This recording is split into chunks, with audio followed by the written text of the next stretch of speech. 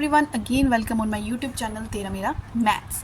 हमने स्टार्ट किया है वेक्टर एनालिसिस और उस पर 3 लेक्चर हो चुके हैं जो मिल जाएंगे आपको इस वीडियो के डिस्क्रिप्शन बॉक्स में। प्लेलिस्ट तैयार है HPTGT रिवीजन करके, तो जितनी भी अब तक वीडियोस अपलोड हुई है वो पूरे सीक्वेंस में उस प्लेलिस्ट में आपको मिल जाएगी। तो मैंने जो पिछला टॉपिक जहाँ पे छोड़ा था वो था स्केलर ट्रिपल प्रोडक्ट, ठीक है। तो आज मैं इस वीडियो में उसकी प्रॉपर्टीज़ करवाने वाली हूँ। तो अभी देखते हैं 2 वीडियोस इसकी और बन सकती है वेक्टर के ऊपर। तो आप अपने नोट्स तैयार करते रहे, अपनी रिवीजन करते रहे और ईमानदारी से तैयारी करें, ठीक है। जितना कम पढ़ लो कोई इशू नहीं, बट जितना भी पढ़ो वो बहुत स्टीक नॉलेज होनी चाहिए, एक्यूरेट नॉलेज होनी चाहिए, ठीक है। सारे सिलेबस नहीं कवर अप हो रहा, लेकिन जितना हुआ है वो बिल्कुल आपके टिप्स पे होना चाहिए। रिवीजन मस्ट है, हर वीडियो में मैं आपको ये बोल रही हूँ। तो अब हम क्या करेंगे, स्केलर ट्रिपल प्रोडक्ट की प्रॉपर्टीज़ पढ़ेंगे। ये आपको रिजल्ट पता होना चाहिए। अब जल्दी से इन प्रॉपर्टीज़ को आप नोट करते जाओ। ये स्केलर ट्रिपल प्रोडक्ट का नोटेशन है। इसमें स्केलर ट्रिपल प्रोडक्ट क्या कहते हैं ना, अगर आप साइक्लिक रोटेशन कर रहे हो, मीन समझो जो सी है वो एक ही जगह चला गया, ठीक है, एक एक पूरा मूवमेंट हो रहा है, ये यहाँ चला गया और बी ए यहाँ आ गया और बी आगे एक एक स्टेप मूव हो गया, तब तो कोई साइन चेंज नहीं होता अगर पूरी साइक्लिक रोटेशन हो रही है, ठीक है। ये और ये एक ही बात है।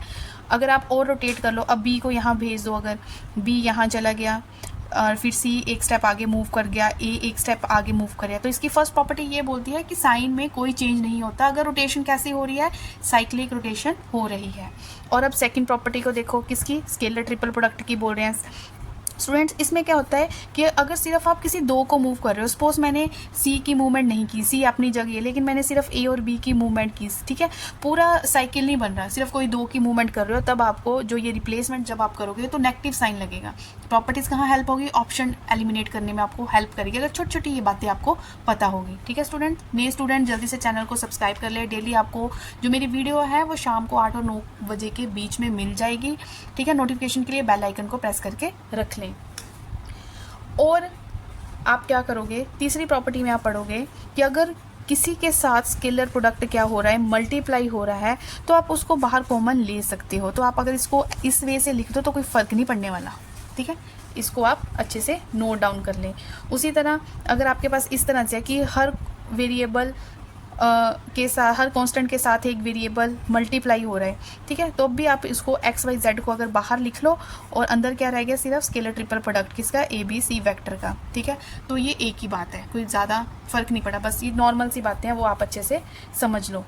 अब मोस्ट इंपॉर्टेंट रिजल्ट, जो जब भी आपको को प्लानर दिखता है ना तो उस पर क्वेश्चंस बहुत बनते हैं, ठीक है। तो उसके रिजल्ट को आप अच्छे से देख लोगे। जब मैंने ये तो ट्रिपल वाले वेक्टर्स हैं ना, जब मैंने 2 वेक्टर्स वाले में को प्लानर की बात की थी, जिसने वीडियो देखी होगी तो उसके माइंड में स्ट्राइक करेगा कि को प्लानर वहाँ पे प्रूव करने के लिए हमें क्या करना पड़ता था, किस रिजल्ट की हेल्प लेनी पड़ती थी, डिटर्मिनेंट इज इक्वल टू 0। अगर मैं डिटर्मिनेंट 0 इक्वल कर देती थी तो वो चीज़ प्रूव होती थी कि हाँ दीज वेक्टर्स आर को प्लानर, ठीक है। अब हम यहाँ पे 3 वेक्टर्स लेके चल रहे हैं।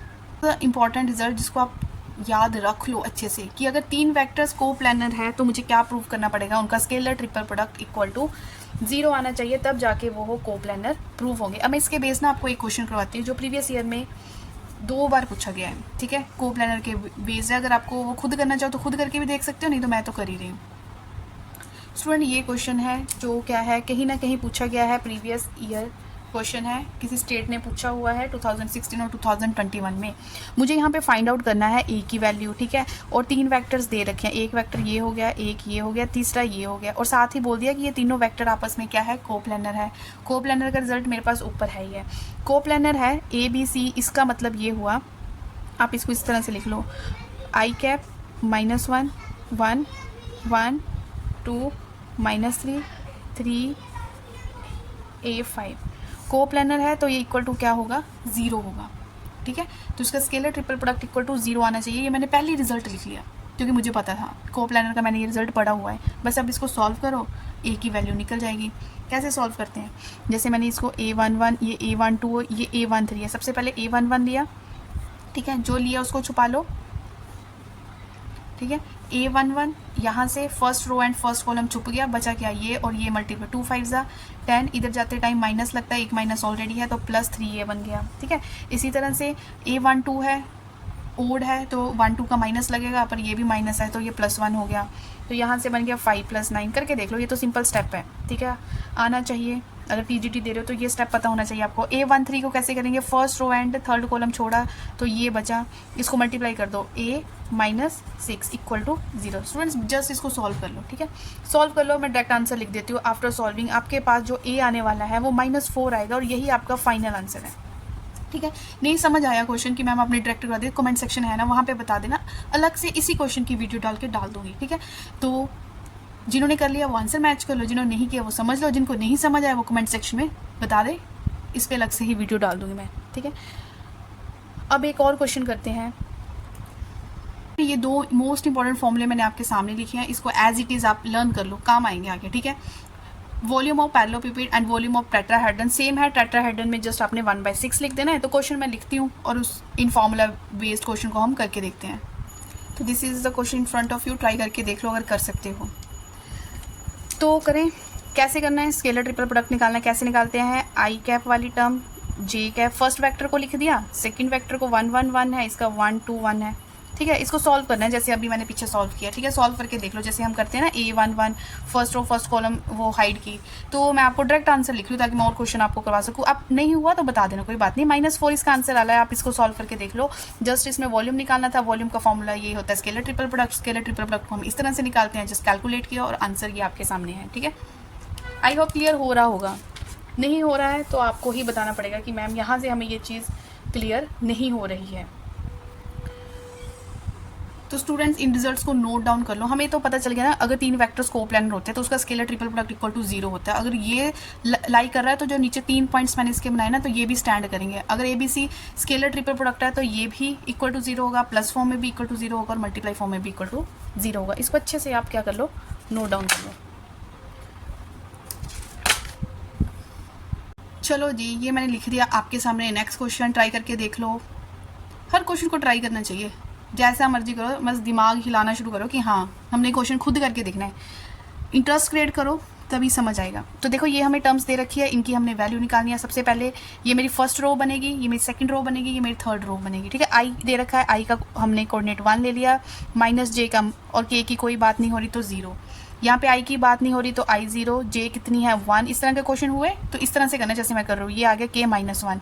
थर्ड रो के लिए I फिर से 0 हो गया, ठीक है, और j कितना है -1, k की वैल्यू 1। कर दो सॉल्व, ठीक है। नहीं स्टेप ये क्लियर हो रहा है, चलो कर लेते हैं। एक क्वेश्चन में कर देते हैं। A11 होता है, जैसे यहाँ पे मैंने A11, जिधर ज़्यादा 0 हो उधर प्रेफर करते हैं हम ताकि टाइम भी बचे। इधर ज़्यादा 0 तो मैं ये रो ले रही हूँ। तो A11 की प्लेस पे क्या है 1 को यहाँ लिखा, तो फर्स्ट रो फर्स्ट कॉलम को हमने छोड़ दिया, बाकी जो बचा उसको आपस में मल्टीप्लाई कर दो। 1 1 ज़ा 1, इधर जाते हुए माइनस लगता है, एक माइनस मेरा और ये माइनस माइनस प्लस, तो ये क्या बना -1। आंसर कितना आ गया 0, ये था।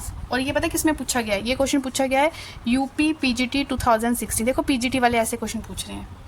बस पहला स्टेप ये था कि आपने इसको लिखना कैसे है, ठीक है स्टूडेंट्स। करें एक और क्वेश्चन। तो ये चीज़ पूछी गई है कि इसकी वैल्यू निकालनी है। ये देखने में लग रहा है किसी के साथ आप इसको कोरिलेट कर रहे हो, चीज़ें कोरिलेट करो। अगर ट्रिक्स बनानी है तो चीज़ें कोरिलेट करो। जैसी मेरी इसमें नज़र पड़ती है तो मुझे किसका रिजल्ट याद आता है, जो मैंने पीछे लिखा हुआ था स्केलर ट्रिपल प्रोडक्ट का, मुझे यहाँ से रिजल्ट याद आता है। तो स्केलर ट्रिपल प्रोडक्ट का रिजल्ट क्या था, A vector dot B cross C। तो ऐसा कुछ बन रहा है, ये मेरा A हो गया छोटा, जैसे मर्जी ले लो, ये बन गया B क्रॉस C। तो ये क्या होता है scalar triple product. Scalar triple product को आप कैसे लिखते हो, इस तरह से लिखते हो, ठीक है, बात ही खत्म। जैसे वहाँ पे IJ के पिछले क्वेश्चन में बात हो रही थी, इसमें ABC की बात हो रही है, ठीक है। तो रिजल्ट लिखते हैं, किस किस की बात हो रही है। एक scalar triple product ABC, A की जगह ये मेरा क्या बन रहा है A, ये मेरा बन रहा है B, ये मेरा बन रहा है C। तो A की जगह मैंने क्या लिख दिया A, B की जगह क्या लिख दिया B प्लस C, ठीक है, और C की जगह क्या लिख दिया C प्लस A, ठीक है स्टूडेंट्स। ये A, ये B, ये C, ये स्केलर ट्रिपल प्रोडक्ट समझ आया। तो ये गिवन क्वेश्चन था, मैंने मुझे देख के पता चल रहा है ये स्केलर ट्रिपल प्रोडक्ट का रिजल्ट है वो इक्वल टू दिस होता है। तो ABC और ये है मेरे ABC, जस्ट यहाँ पे पुट करो।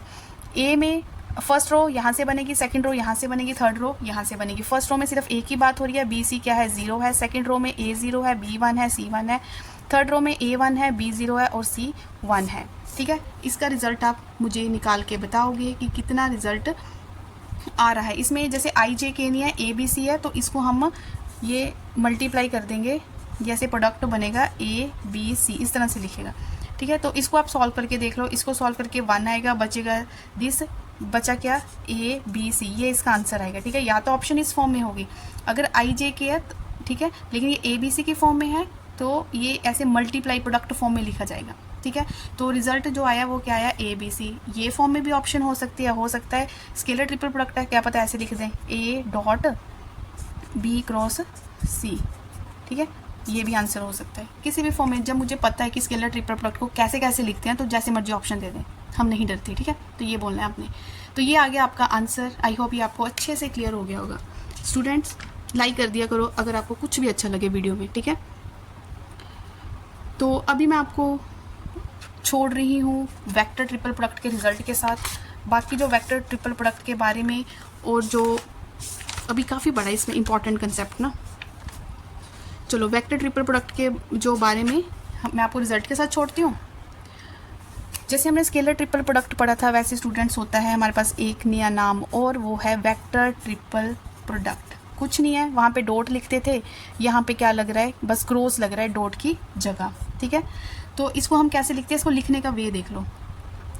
बस ये डायरेक्ट रिजल्ट भी पूछा जा सकता है। A.C, जब A ने डॉट प्रोडक्ट बनाया C के साथ उस टाइम बेचारा B अकेला बाहर बैठेगा, फिर बीच में आएगा माइनस। जब A ने डॉट प्रोडक्ट बनाया किसके साथ, B के साथ, उस टाइम C क्या होगा, बाहर, ठीक है। और इस पे एक नोट लिख लो, इस रिज़ल्ट को आप लर्न कर लेना अच्छे से।